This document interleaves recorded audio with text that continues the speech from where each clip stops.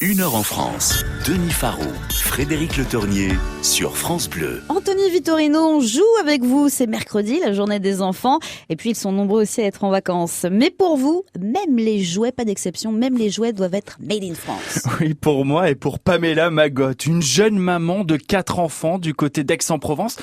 Et Pamela, elle en avait assez de recevoir des jouets à la qualité quelquefois douteuse et parfois même toxique pour ses enfants. Et elle savait bien qu'en France, on savait faire des beaux et bons jouets, alors elle est partie en expédition. En expédition, dites-vous. Un coup de tête, ni une ni deux, elle attrape son ordinateur. Elle commence à lister les fabricants de jouets français. Elle était bien loin de s'imaginer qu'on en avait autant en France et que nous ne sommes pas uniquement spécialistes des jouets en bois. Mais Pamela, cette maman rock, au caractère bien trempé, elle a besoin de voir pour y croire. Alors elle prend sa voiture et elle commence un véritable tour de France du jouet. Ah mais sa démarche a dû surprendre dans les entreprises.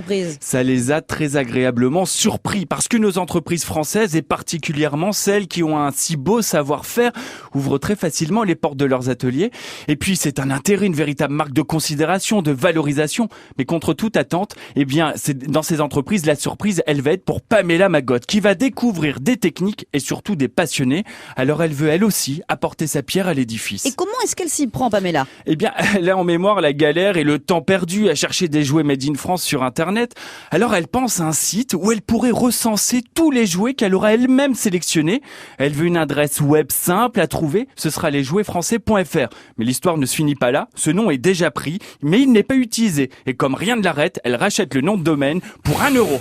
Alors concrètement, on trouve quoi sur ce site lesjouetsfrançais.fr ? Et tout un éventail de jouets destinés aux enfants de 0 à 12 ans, des jouets pour leur éveil, l'imagination, le développement de leur motricité, ceux qui vont participer à leur apprentissage, des poupées, des peluches, des jeux de société, bref, il y a plus de 700 références provenant d'une trentaine de fabricants français, dont une grande majorité sont labellisés entreprises du patrimoine vivant. Via le site lesjouetsfrançais.fr, Pamela est ainsi garante d'un savoir-faire d'artisans régionaux, de la qualité et de la durabilité des produits. Oui, mais est-ce que les consommateurs sont au rendez-vous ? Je pense que si cette histoire était un conte de fées, alors elle commencerait comme ça. Il était une fois un instinct maternel qui permit de pérenniser des emplois en France.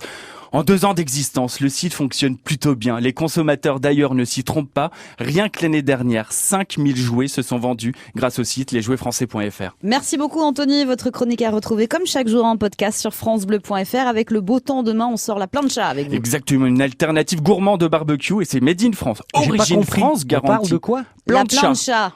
La plancha. Oui, je vous explique demain, Denis. Ah oui, non, mais... À demain. À demain.